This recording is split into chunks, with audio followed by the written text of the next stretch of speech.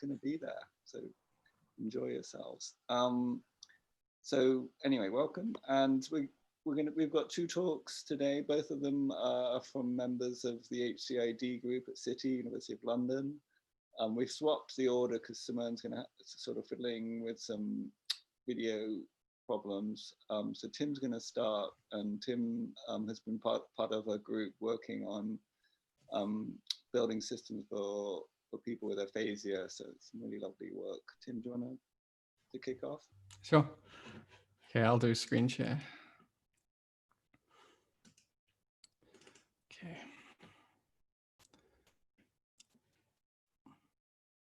Okay. Can we all see this? Yeah, that looks good, Tim. That's good, okay. So today I'm going to be talking about a paper that we should have presented at CHI. And this is sort of a brief version of that talk that I was planning to give.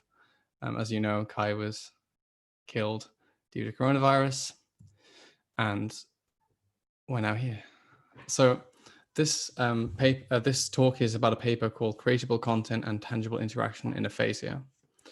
We've been thinking about the different ways that tangibles and more one-to-one mappings of physical digital information might support people with aphasia, which is a speech and language impairment resulting from a stroke, might make digital content more accessible.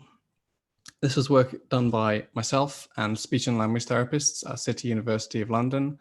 Me and Steph Wilson are from HCID, and Abby is from HCID and the Language and Communication Sciences group. And Jane and Maddie are from the Language and Communication Sciences group. So they're all speech therapists. So being creative can be evocative. It can allow us to express thoughts that we might not be able to express with words alone. We might paint a picture to say that we're sad or happy. And also, being creative has great benefits to mental health and self-esteem. And creativity has become a kind of everybody's game now. Everybody can create digital content. Everybody can share it online, essentially with the world. But many of the tools to create meaningful digital content are quite challenging to use. They require essentially the mindset of a digital native. They assume also lots of linguistic capability. People with speech and language impairments have been shown to experience significant challenges with using tools to create digital content. So we're focused on people with aphasia. Aphasia is a speech and language impairment. It affects listening, reading, speaking, and writing.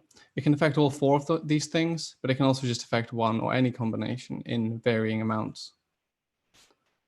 So somebody might struggle with listening or following a conversation, or somebody might struggle with reading. Aphasia generally doesn't affect intellect, so just language. So we've been thinking about the different ways in which physical manipulation of objects can support creative acts. So a little bit of background really quickly. Go see the paper if you want to understand why this is a novel contribution. I'm not going to be able to do that here. So essentially we sit between tangibles and content creation and aphasia. So these are two domains with varying amounts of research in that I cover in the paper. So why tangible? So tangible interactions are very intuitive.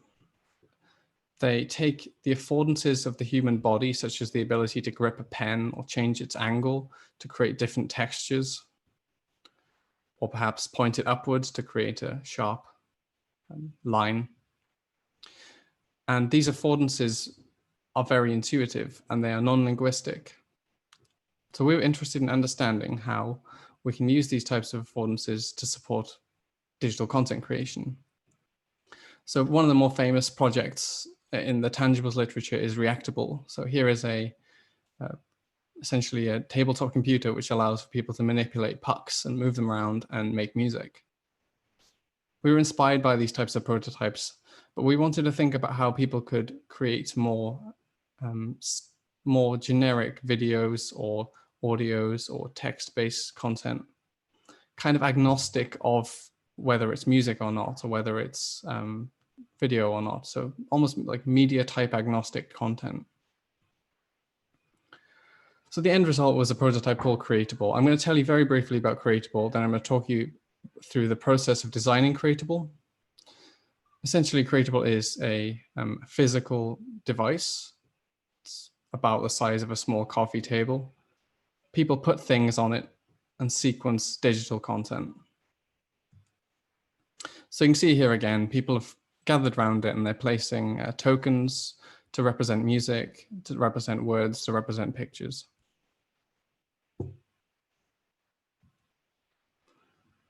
You can see here this user is moving objects around the table to change their position in terms of time. So they're sequencing a series of images here, along with some music, and they're trying to match it to the music.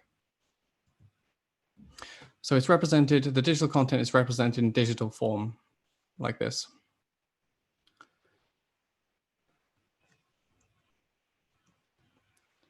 And then a user controls the playing of the content with a playhead. So this playhead is stuck on the front of the device, and it allows you to control essentially a thing which goes along and plays the content.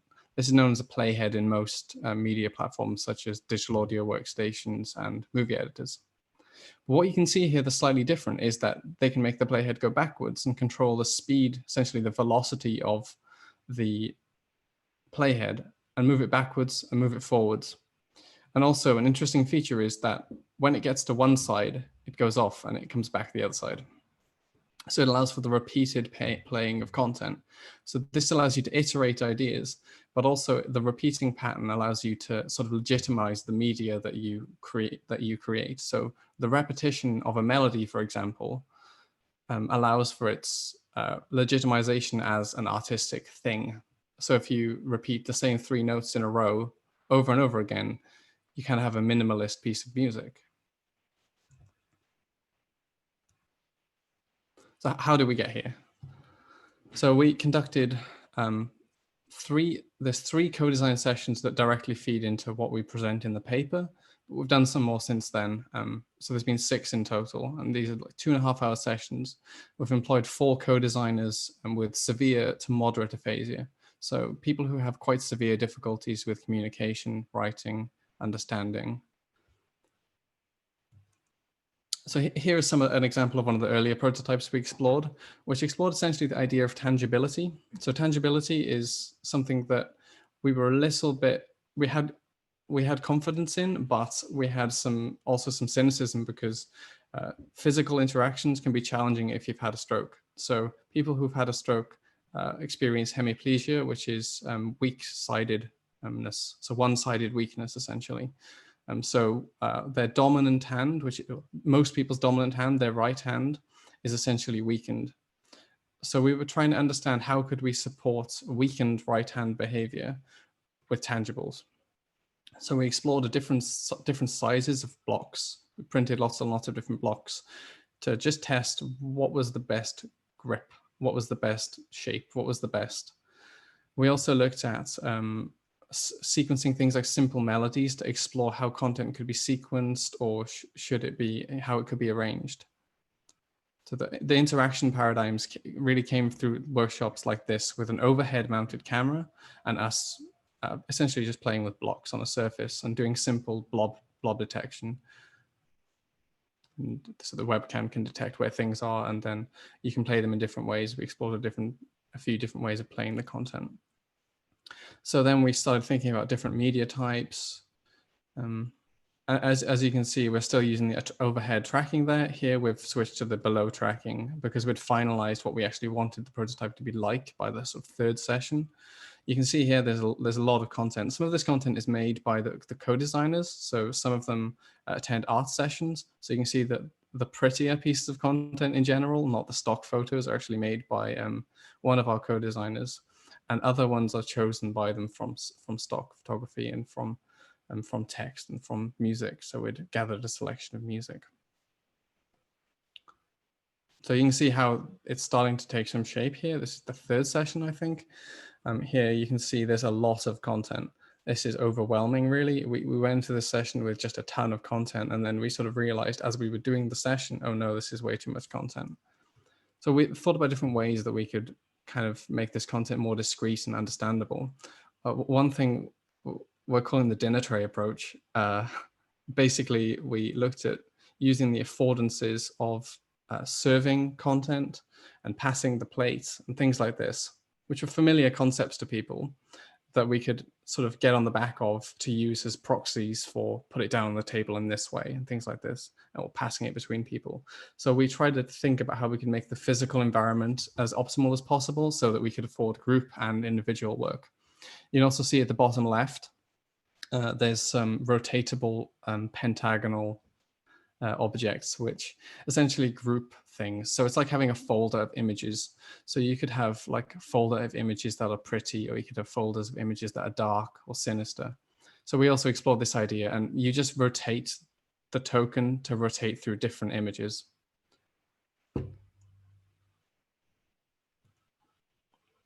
So there's more information about this prototype on the in the paper. For the purposes of this presentation, I'm just going to kind of skip through a lot of the technical bits and bobs. So we decided to test this in a content creation workshop with 11 participants with a range of aphasia. So it wasn't necessarily just severe aphasia. It's an aphasia drop-in session in our university.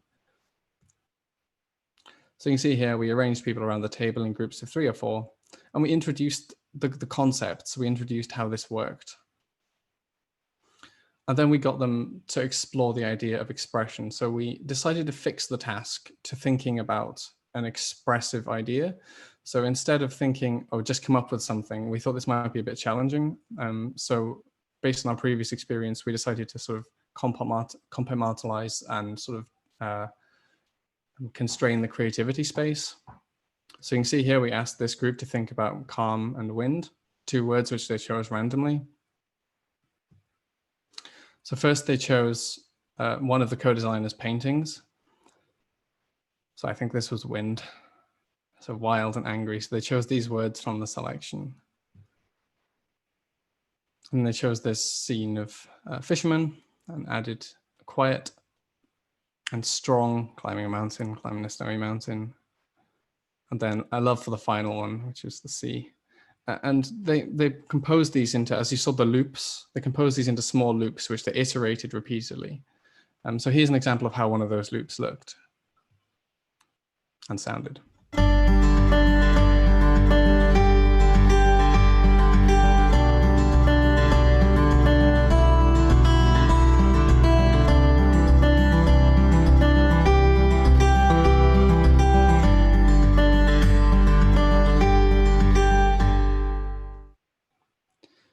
So people were able to create lots of these little loops in the sessions. They were generally very successful in making lots of content, considering each group only had about half an hour with a device to essentially learn it and start doing creative things. We were quite impressed by this.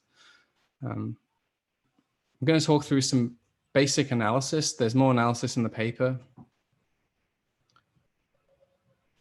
So people generally felt that they made things with a table that they couldn't make otherwise. So they wouldn't be able to make this with their mobile device. They wouldn't be able to make this with their computer or via any other means. People generally felt they made something new and that they enjoyed their time with the table. They felt that it enabled them to express concepts, and generally that it was easy to use and they wanted to use it again. One striking finding from this table was the fact that there was quite a lot of tension in group work. So some people found that the idea of being creative in a group wasn't for them. So you can see one participant here says, challenging to create something with others as their choices don't reflect well with mine. Another participant didn't care. They said, yeah, I didn't mind working in a group. You choose yours, I choose mine, okay. Other people talked about how the content made them feel things. So when she was thinking about the snowy scene, thinking of strong determination, keep going. And some people just referred to the simple nature of the device. You just put things on the table and they appear simple. So some people use this device to tell stories. So I'll talk about one.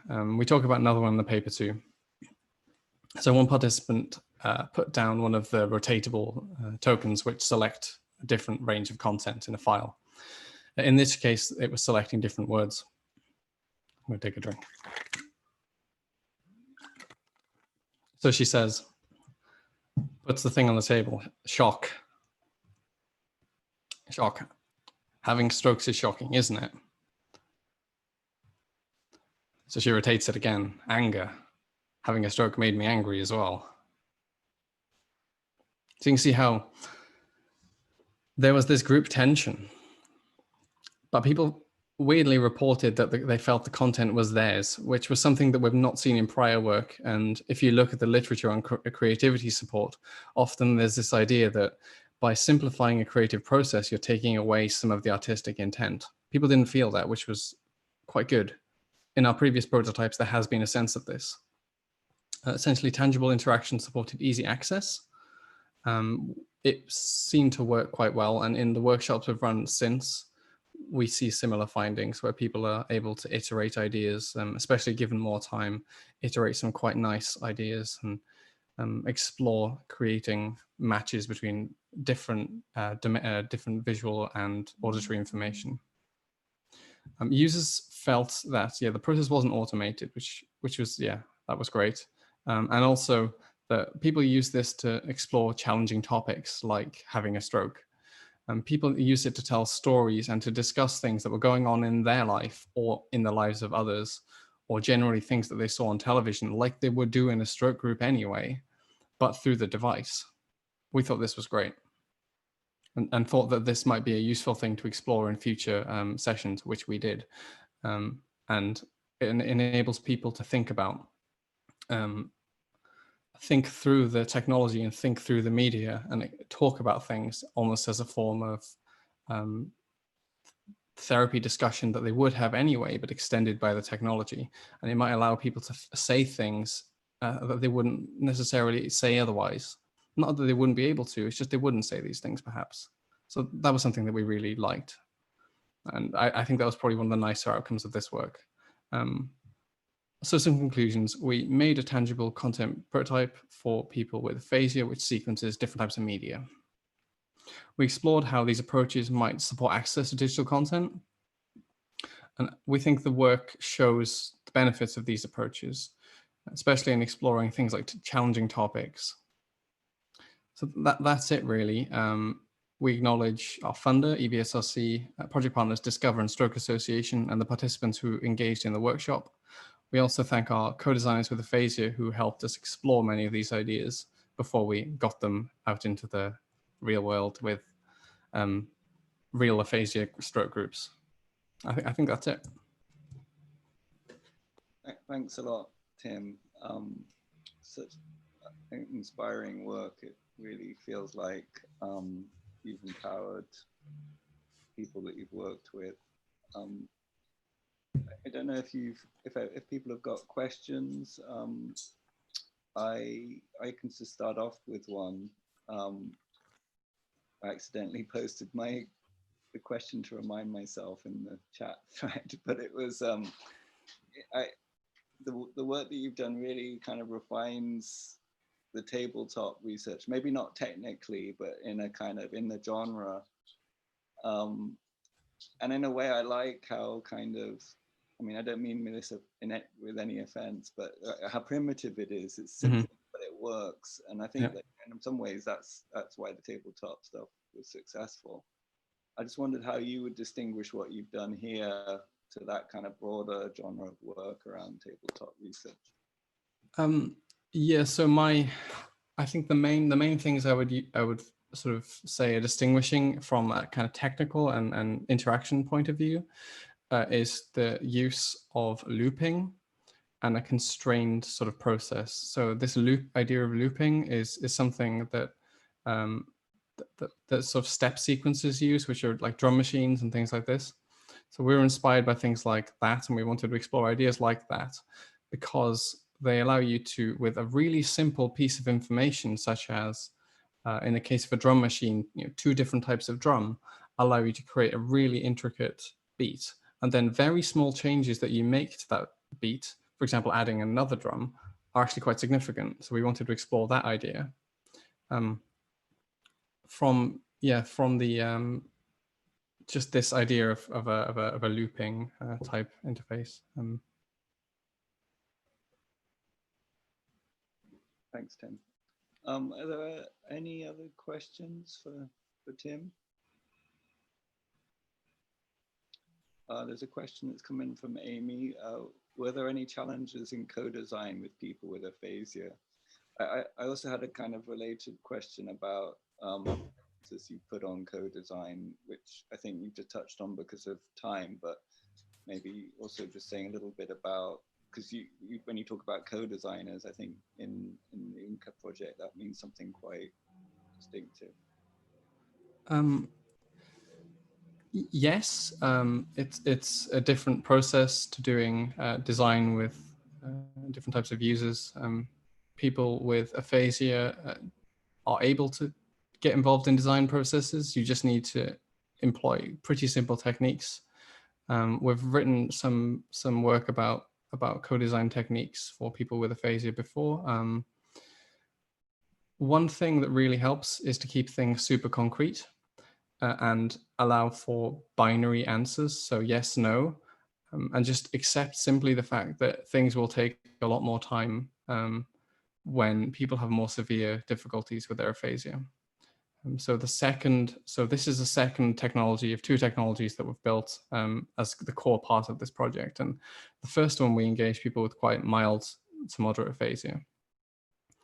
And in doing this second process with people with more severe aphasia, some of the techniques worked, but we had to, again, adapt further. So yes, it's quite challenging in summary, but firstly, it's worth it. And second of all, it just takes a bit more time. It's a little bit more effort, but it's not much.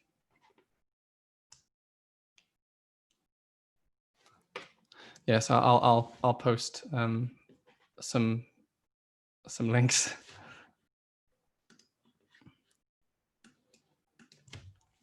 Sorry, I think one of the other nice things about the project that I think you touched on is that the co-I and one of the RAs are from speech and language, and it's been such an instrumental part to the project, the role in that, and thinking about working with people with aphasia. Yeah, so I think that as a non-speechy, if I had come into this project and I hadn't had the insight that I have had from people like Abby, who is my fellow researcher, Abby Roper, who's my fellow researcher, and has been instrumental in all of this work, I wouldn't have a clue what I was doing. I'd probably be making really bad decisions and probably making a complete mess of things. So I guess this is one of those things that you should use. I think it's a case study for interdisciplinary work, because I've seen quite bad interdisciplinary work before, where a lot of computer scientists will make some reckonings about a particular user group. In this case, I think engaging with speech and language therapists made this project work. It wouldn't have been possible otherwise.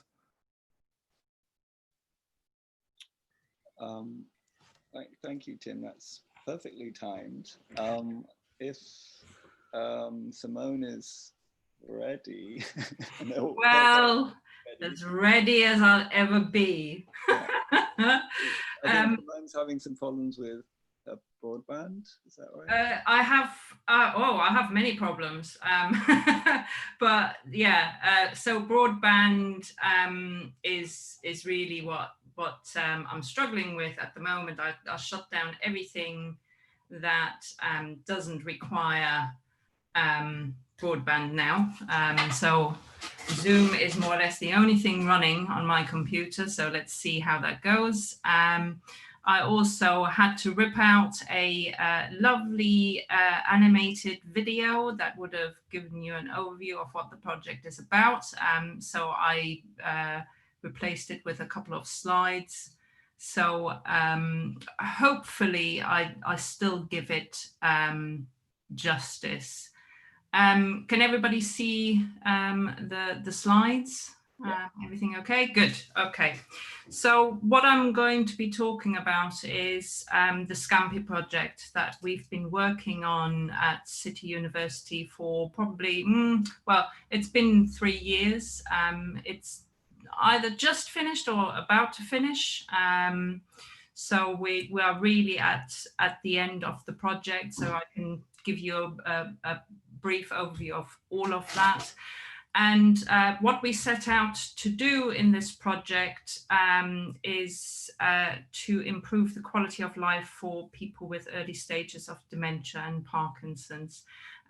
So that was a collaboration between the Centre for HCI Design and the CAS Business School with Neil Maiden as the principal investigator of the project, and we had all kinds of different other co-investigators within those two schools, and obviously also different researchers.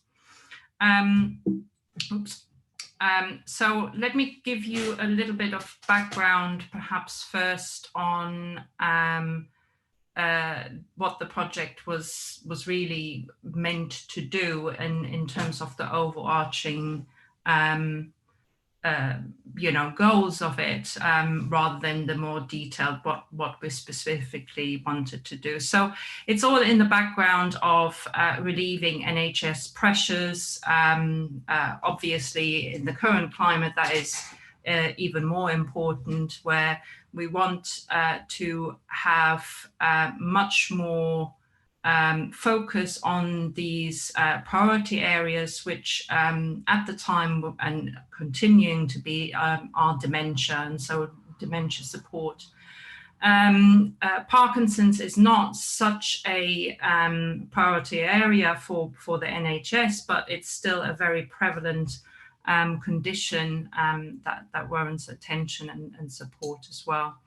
And the idea is that rather than people having to be admitted, for example, to care homes or basically go into an emergency admission at the NHS, we want to keep them living within their home as long as possible. And so what we're trying to do is really sustain their well-being and the quality of life for as long as possible while they're living in their own homes, perhaps with some carer support, but usually within their wider care networks, and that might be informal carers, so what we would sort of term friends, family, partners, and so on.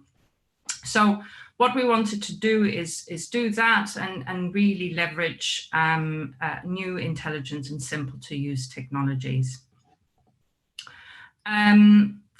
Before I go on, perhaps I should just check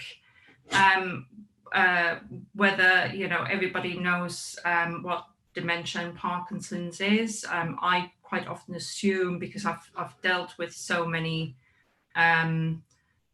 with this project now for such a long time, that everybody knows what dementia and Parkinson's is. So just before we go on, perhaps I just explain. So dementia is really a condition that mainly affects memory. So you have memory loss. So if you've and that could be, it's kind of mainly short-term memory loss. So quite a lot of perhaps the long-term memory, sort of memory associated with the past are quite intact, but people find it hard to remember things that are going on presently. Parkinson's, on the other hand, is kind of a neurological condition that affects the motor system more prevalently. So you have people mainly having shakes or tremors, so their motor coordination is not, so it's affected in some way. They're very different conditions in a way, with different kinds of challenges. So obviously with dementia, it's more cognitive, and with Parkinson's, especially in the early stages, it's more physical and motor driven. Okay, so having told you very briefly what dementia and Parkinson's is, what we wanted to do with SCAMPI is really allow a person, perhaps with a carer, with an informal carer, like, you know, their partner, to set up a plan for well-being, so their quality of life. How would they want to optimize what they're currently doing and sustain it for longer? Then once they have this sort of plan going, they would be able to perhaps again with their carer monitor their progress against this plan. And while they're doing that, we wanted to leverage sensors and intelligent technology to monitor the progress, and then also to suggest perhaps modifications to that plan. So as we're finding that perhaps they're not achieving some of the things that they set out in the plan, we could just suggest alternatives for them to try to still achieve the same thing, but perhaps by different means. So that was the idea of it. Running throughout all of our work was this idea that we will co-design this technology with people who are living with dementia and Parkinson's. So back in 2018, we published some work on the process that we followed throughout this project, or at least in the early stages of the project, to involve people living with dementia and Parkinson's in designing this technology. So if you're interested in our co-design approach, we have written that up in a Neurological paper back in 2018.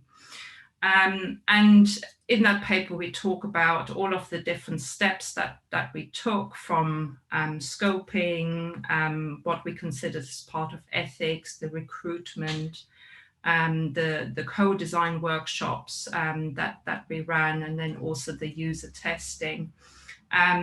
In this session, I will focus in the main on the co-design workshops, because I think those are particularly interesting to delve into. And then also I wanted to really focus on an aspect that we did, and that's very similar to the Inca work that you heard Tim present, which is co-created personas. So let me go on to these co-created personas. Again, we covered them in the Neurological paper, and we also wrote a paper with the Inca team. And so actually Tim is the lead author, or was the lead author on that paper, which we published at CHI last year. Yes, last year. What we did was we actually created personas not for the project, not by going out and doing the usual thing that you do when you want to create personas, which is conduct interviews, gather lots of data, do user research, and then a researcher kind of distills them into some personas. What we did here was we actually created them with the participants of the co-design workshops.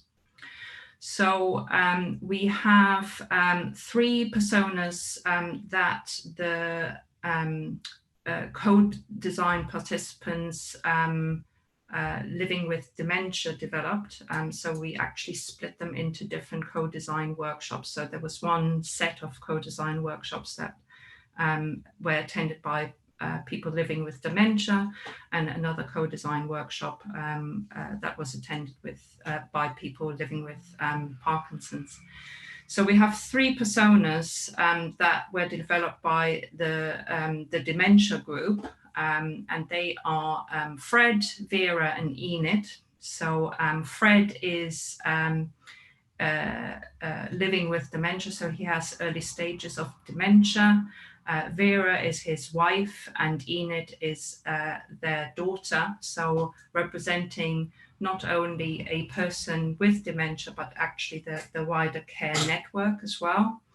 And then in the Parkinson's workshops, we developed 2 personas that represent people with dementia. So we have Stephen and Pat. And what is interesting is that Stephen is sort of the archetype, whereas Pat is almost like an extreme persona. So Pat has all of the latest technology. She's also still working, so exploring different kinds of things of living with Parkinson's. So if you're interested in them, so they are included in a supplementary material to our CHI paper. But let me tell you a little bit how we actually developed them. So we ran a series of co-design workshops. So we had 4 workshops with 2 people with dementia and the carers, and 5 people with Parkinson's. So as I said before, we split them up into different workshops. The set of workshops, so 4 workshops, were the same for both groups. We just ran through them essentially twice. So in workshop 1, we explored the background and the technology used, and sort of what activities we're doing, and goals of the user that were relevant to quality of life. And that's when we also started to create these personas.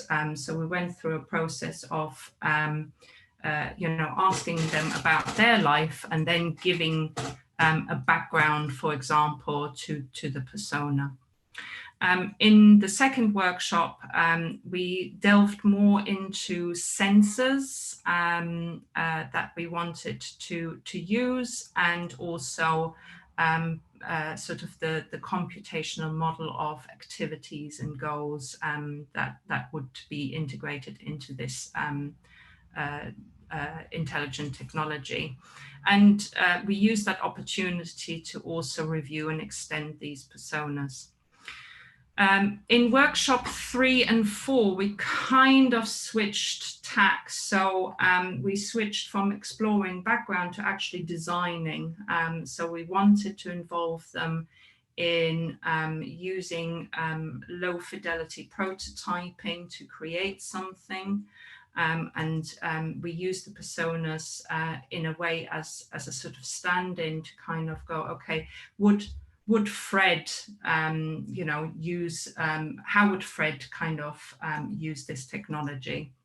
And then in workshop 4, we basically did a modified cognitive walkthrough. So we did some evaluation of some prototypes that we designed on the back of the low fidelity prototyping. So we refined them somewhat. And in workshop 4, the way that we applied the personas was really as sort of like a objective kind of means of gathering feedback. So we were actually asking, well, would Fred or Stephen use this kind of technology? How would they use it? What would they think, rather than what would you think? Okay, so I think, you know, this in workshop 1 and 2, we started to create these personas. So what you see on the left here is people using very hands-on material to do a sort of task during the workshop. So in this case, we were giving them floor plans where they could say, okay, this is the kind of technology I use, and here's where that is located in a typical home or in my home. What we then did as well was we created the persona, and you can see on the right here in that picture the sort of brainstorming that we did and how it started out. So it was literally them sitting around and giving some structure and some background to people, and that is my horrible handwriting where I was literally their pen. So rather than being a researcher and creating these personas myself, I was literally just wielding the pen for them, and they were creating the personas. What we found there is that these personas were actually really, really good for getting people engaged in that process, for starting to communicate about what their lives are like and what their lived experience is, and putting that into the persona. And so a lot of what came out in these personas wasn't necessarily something that a researcher would have put in there. It was really communicating what they felt about it. However, great, right? But as we were creating them and as we were using them, we also noticed some limitations. So, for example, these personas really mirrored the group composition. So you have to be aware of that, of the personas you're likely to get that are co-created by workshop participants are going to be what they are like. For example, in the first, in the dementia workshops, there were people who had dementia or cognitive impairment and their carers. And in the Parkinson's group, there weren't any, right? There were just people living with Parkinson's. And if you notice, the Parkinson's group created Parkinson's or personas who had Parkinson's, but no carers, right? Whereas the one in the dementia workshop were actually much wider, right? Representing the care network. And also, they put a lot about their lives in it, but not really a lot about their condition, which would be really, really useful for designers of technology. So for accessibility, for example. But they were like, well, I know what the symptoms are, what I'm struggling with. So they weren't putting that necessarily into the persona. So, you know, you might have to do some work afterwards to put some of that stuff in if it's going to be used outside of that workshop, for example, by sort of interface designers. And then we use these personas in workshop 3 and 4 as well. And you can see in the picture on the top, that was the lo-fi prototyping. And again, that's my horrible kind of drawing and handwriting, where they were really telling me what they wanted, and I was just putting it on a, you know, sheet of paper, and they were able to sort of tell me, move that around and so on. And then below it, you can see the cleaned up interactive clickable wireframe that we produced, which we then used in workshop 4 to see and do sort of a little bit of a user evaluation.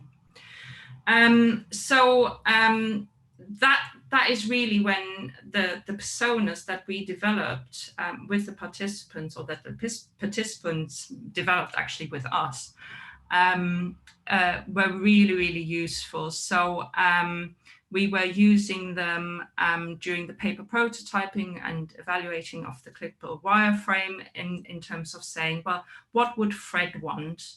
And sometimes we were hearing, well, I don't know if I would find it useful, but I think Stephen would really like that. So those were really good ways of, again, getting feedback from people that are less based on their own reactions, but perhaps represent the wider user group. I think one of the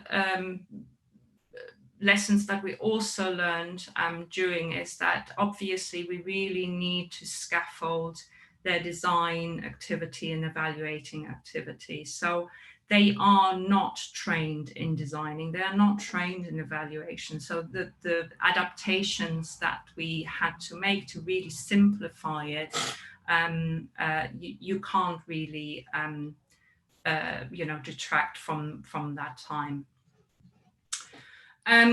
So I think I have just a few minutes left to talk about what we actually designed technically to support the people living with dementia and with Parkinson's.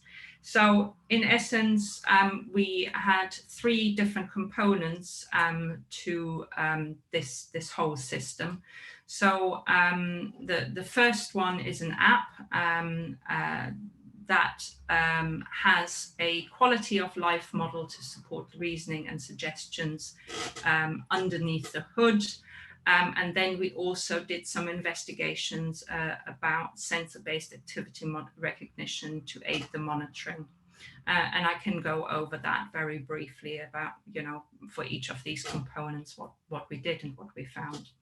So let me tell you about the app first, the way that it works. You will see that we have various kinds of screens that are posted here.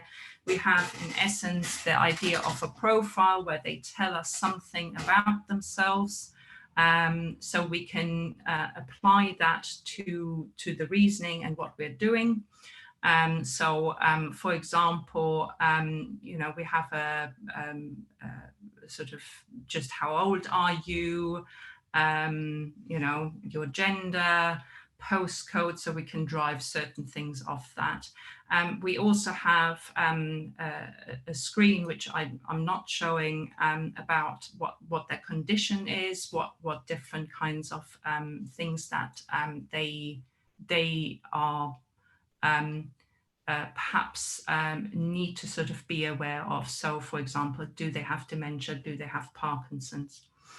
And then we have a screen where they can start setting up their plan, and we break that down into different goals. And you can see that we have goals like physical health, social life, active mind, emotional well-being, and independent living. So those are the higher level goals in the quality of life that they might want to do. And then we have activities that they can do to achieve these goals. Right? So they can schedule activities in a calendar. So you can see that down here. On the dashboard. So you can see that they can schedule regular activities that they might want to do, or even one-off activities. And then they can mark it up to say, yes, I've done that, or well, I did it sort of, or I didn't do it. And then the reasoning engine underneath uses that information to display their progress. So they get sort of a little star-based kind of well done. And also if they didn't do so great, they didn't quite achieve what they set out to do, we also give them suggestions about how to improve their physical health through other activities, for example. Okay, so that's the app. And underneath that is this quality of life model and reasoning. So we co-designed that with formal carers. And we have separate models for dementia and Parkinson's, because obviously what they want to achieve is slightly different. So for example, for dementia, you might want to more optimized for an active mind, whereas with Parkinson's, you might place greater focus on physical health. So in this model, when I developed these slides, I put down, there's currently, we know 800 known activities. It's actually closer to 1,000 now. And we know their relationship to 8 high-level goals. Now, that allows us to do some reasoning over what people specified in their schedule versus the plan achievement or the sort of model to determine how much and what goals they achieved. And we can use the same engine to suggest other activities to try out. So, you know, through the relationship of activities with their goals. Finally, we have the sensor-based activity recognition, and that's probably the least developed area within the project. I mean, the app is out there, the quality of life model and reasoning engine is out there. With the sensor-based activity recognition, we were struggling a little bit. We were only using passive sensors, so things like infrared sensors or pressure mats or contact switches. So no kind of video cameras, you know, video analysis of anything like that. But we still found that the hardware, as simple as they might be, was really unreliable. We had lots of problems with them breaking down, running out of batteries, and just being not sensitive enough. Placement is obviously very, very difficult, because if you think about smart homes that are built for, you know, supporting quality of life through sensor-based activity recognition, you literally have hundreds, if not thousands, of sensors built into the fabric of their home. We were trying to get away with 10 sensors, right? So strategically placing perhaps 10 sensors around the home that would monitor their activities, right? And so getting them in the right place is also difficult. And a final problem, which is actually generic to a lot of activity recognition, is a lot of people share their homes with partners, especially in the early stages of dementia and Parkinson's. And so you have multi-occupancy households. So you kind of can't tell quite often who did what, right? So I was actually involved in some trial data collection where we were testing out this this technology, and my dog kept setting off the pressure mat by lying on the sofa. So, you know, it was continuously thinking I was sitting in front of the TV when I wasn't. It was actually my dog sitting on the couch. We did some data collection, we did some modeling, we did try something out, and we currently are writing up this this research, and so we compared different kind of machine learning approaches for activity recognition, I mean, we are sort of at 67% accuracy. But it seems that a RNN, so a recurrent neural network is a feasible way forward for activity recognition with a low amount of sensors. So what is up next? Well, as I just said, we're writing up the results of the activity recognition modeling, hopefully submitting that soon. We just concluded the field trials for SCAMPI, so that analysis is in progress, and we're hoping to write that up soon. And then we're also looking into commercialization of SCAMPI as a sort of tech for good. So, you know, how can people leverage that technology to perhaps improve care homes or, you know, life at home. So just to wrap up, and I'm sorry that I'm slightly overrunning, I think co-design is really challenging. You really need to think about it. You need to probably make quite a bit of adaptation depending on your user group. But I think, you know, it really is made the project much stronger, and it can lead to really great results. I think I'm sort of starting to be an apostle about co-creator personas. They're really good fun to do, and can also be really valuable in the development process. So I encourage you to try it out, perhaps with your user group. I think, you know, that goes with any project, but particularly so for AI-assisted healthcare solutions, whether you really need to think about, well, how are they going to be integrated into everyday practices of the user group that is using them, and what do you have to account for in the design and also the deployment. So with that, I don't know if we have still some questions, and I'm sorry for overrunning. Thanks very much, Simone. Yeah, the co-design persona work's just been really interesting to see, along with the aphasia work that Tim's spoken about. We're just over time, but there are a couple of questions and I know some people might have to drop off, and that's fine, of course. But one of them comes from Adriana, who asked whether you'd consider including health professionals to have a broader understanding of the population. So it's not like we didn't consult healthcare professionals. Of course we did. So actually, one of the co-investigators was from the care profession. So we had input from them in the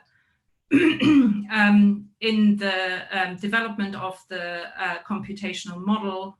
We had input from formal carers and healthcare professionals.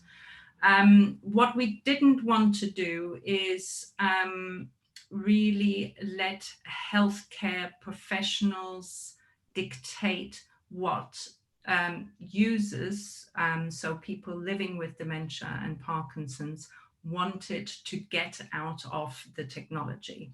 So what were their goals? How do they want to use it? Because I think that would have led to a very skewed kind of app that would have been perfect for healthcare professionals, but probably not for the target users. So we did involve them, but you know, we wanted to center the users that were going to use that technology in the end. Thanks, Simone. Another, maybe a quick question from Andrew, whether the hardware was bespoke or off the shelf. So the hardware was all off the shelf. So we just bought, can't remember the brand that we went with in the end, but you know, it was all kind of cheap, off the shelf sensors. And we deliberately went for off the shelf because we wanted to see whether we could cobble something together that would be affordable, right? And actually also work at scale. So most of them, I think the most expensive sensor was like £50, if that. So, you know, they were relatively cheap. Thanks, Simone. Last question from Bernard. This is about the sensor-based activity recognition. Bernard, maybe you're there. Do you want to ask the question? Do you need to be unmuted, Bernard? Yeah. Oops.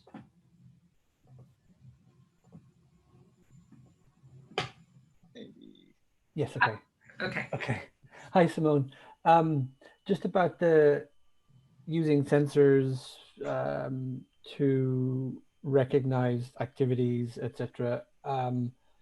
Were there any reactions, positive, negative, from the participants, both the carers of the individuals and the individuals themselves?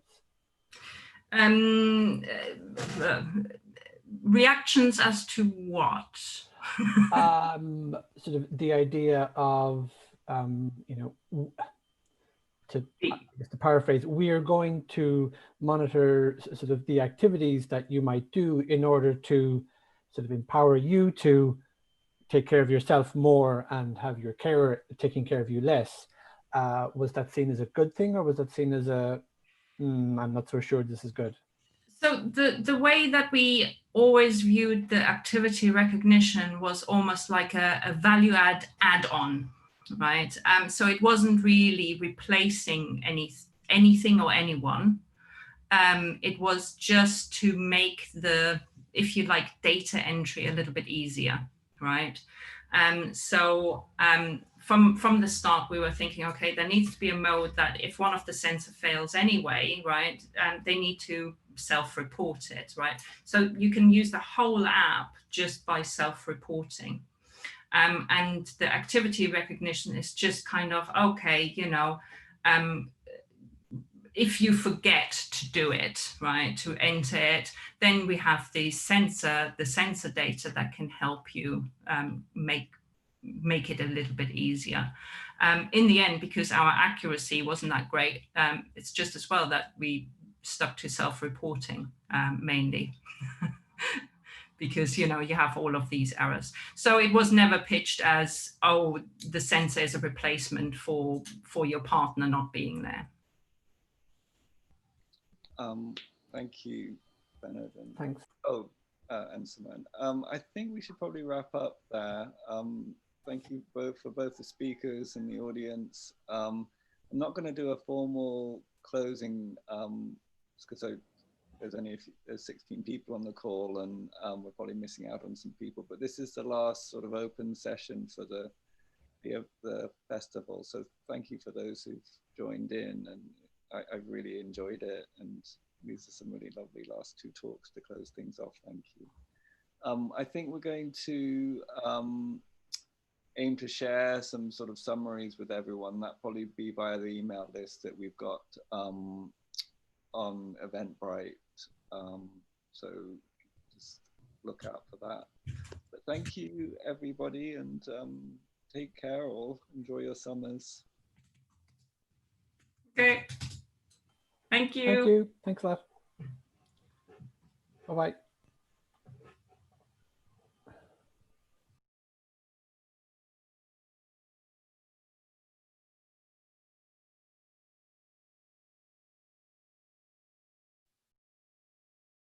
Emily, are you there? Yeah, I am. Just hiding. What was I going to say? The recordings, are we going? Oh, do you want to turn off the live streaming? Oh, yeah.